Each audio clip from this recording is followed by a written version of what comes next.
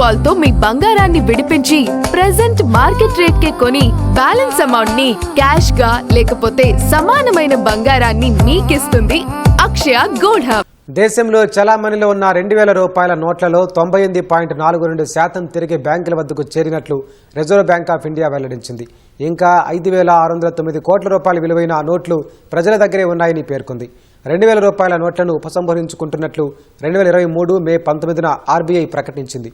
ఆ నిర్ణయం వెలువడే నాటికి దేశంలో 3.56 లక్షల కోట్ల రూపాయల విలువైన నోట్లు చలామణిలో ఉన్నాయి. తొలుత అన్ని బ్యాంకుల్లో నోట్ల డిపాజిట్ లేదా మార్పిడి చేయాలని ప్రజలకు ఆర్బీఐ 2023 సెప్టెంబర్ 30 వరకు గడువు విధించింది.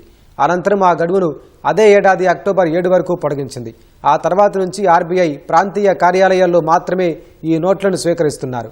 రీజనల్ ఆఫీసులకు చేరుకోలేని వారు పోస్టల్ డిపార్ట్మెంట్ ద్వారా ఆయా కార్యాలయాలకు పంపొచ్చని కేంద్ర బ్యాంకు తెలిపింది.